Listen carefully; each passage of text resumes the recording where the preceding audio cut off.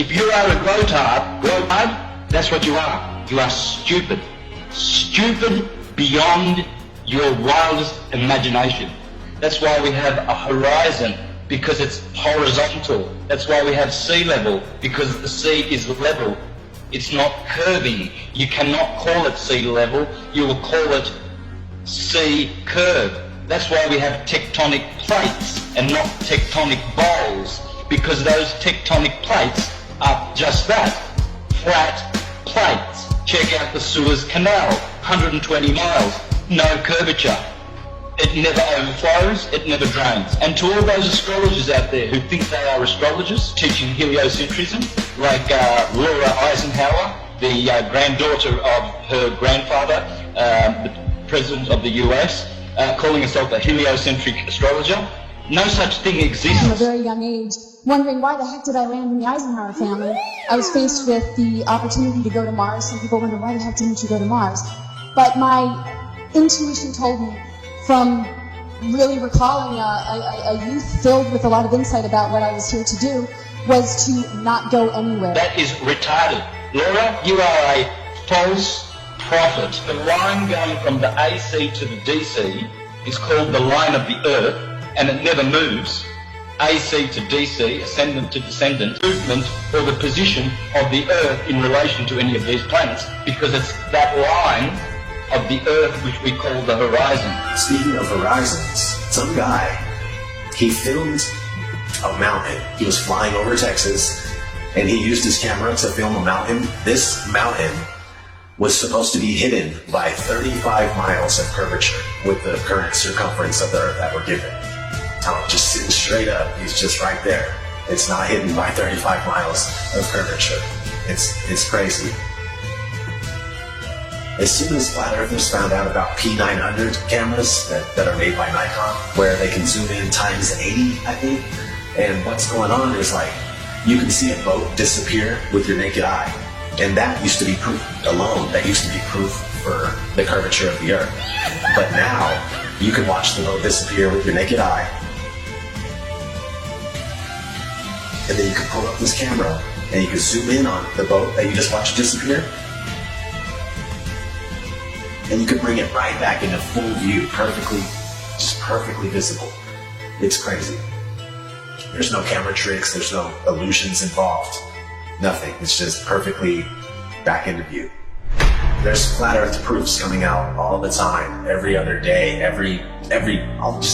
it's just a matter of if you can find it or not, if it's gonna surface in the right areas where people can share it. You know, they're trying to censor this stuff nonstop.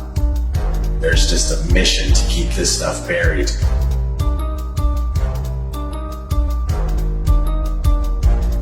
I got mad love for all the flat earthers, man. Since day one, everybody's been doing their part, putting in work, and just picking up where they're finding slack, they'll pick it up, you know what I mean? Like, there's no spot in flat earth that is not covered.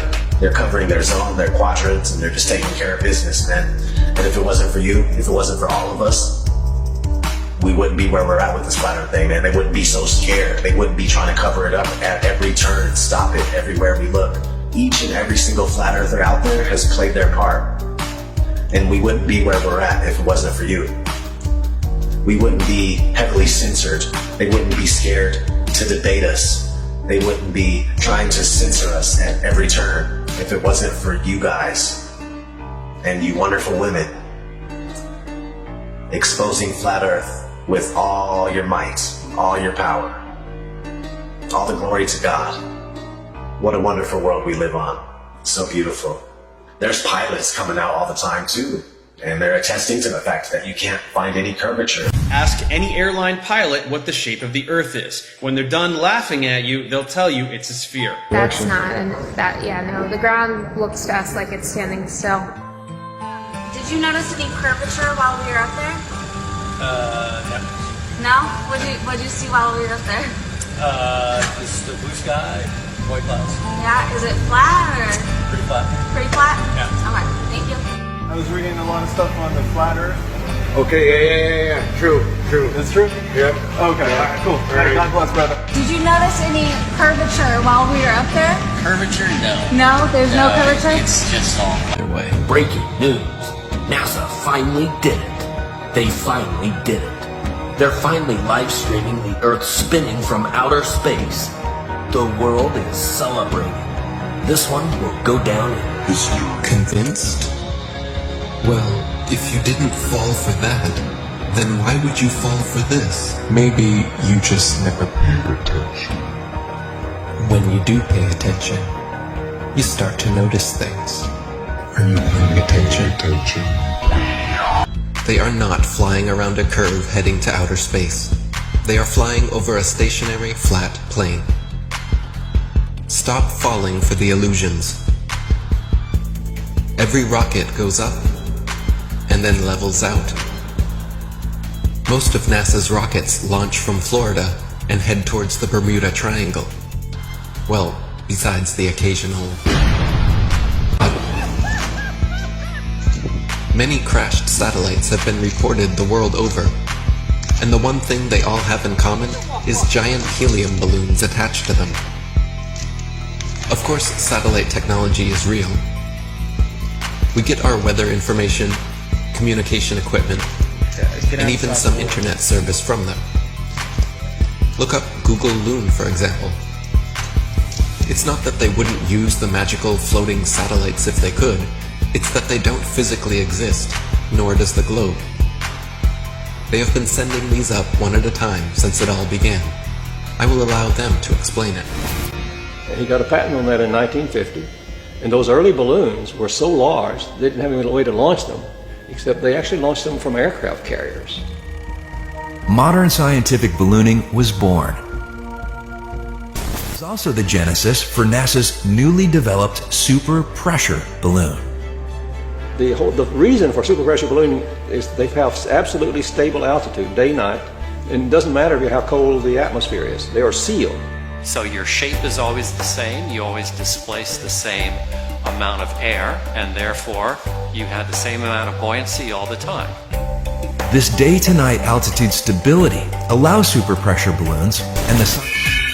Hi, I'm Matt, and this is NASA Now. NASA's been using balloons for science research for over 30 years. The exploration that can be done on balloons is continuing to grow. The standard balloon that I fly is about 660 feet long when it's made. So when it's inflated, it's over 400 feet tall by 440 feet wide. Think of a dome stadium. That's how big my balloons are. So let me get this straight. It is now public knowledge that they send up satellites on massive helium-filled balloons.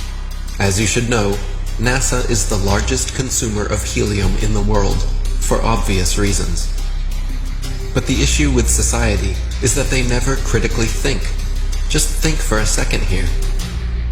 If these are sent up to provide the world with all of the important information we need, and I'm sure the entire process is expensive and difficult to accomplish, then please explain to me what in the flat world do these pathetic animations do for you?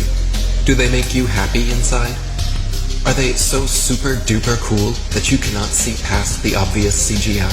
The fact of the matter is everything NASA sends up on a balloon simply hovers above our motionless Earth. That is why they rarely speak about orbiting satellites, and of course, they never show footage. Here is some footage of a random evening with a man, the moon, and his Nikon P900. Notice anything floating up there? The only thing that's been to space is your imagination. Forget it, Bart. It's so bright out you can't see anything in the sky except the Fox satellite. Another remarkable fact about NASA's balloon launches is that many are launched from Antarctica. Is it because we cannot travel past certain parallels to witness their launches with our own eyes? What else are they hiding from us over there? It would be nice if someone was allowed to truly explore Antarctica again. It sure has been a while since the last guy. Greetings to you, my young friend. Imagine they find more land. Imagine there is more land out there.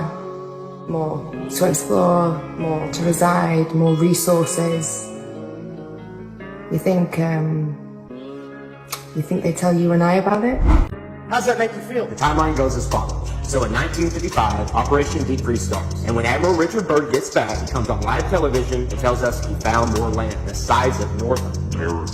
They quickly start NASA. President Eisenhower calls over the Nazi traitors, Operation Paperclip, to start the upper space mind control program. Don't look out there. Look up here. Look, everybody. We're going to the moon. Then, in 1959, 12 nations started the Antarctic Treaty, followed by 42 more nations, where they had decided you or I cannot travel or explore any part of Antarctica, south or past the 60th parallel, without military clearance, without the aid of a guided tour. Do you really think that this is just a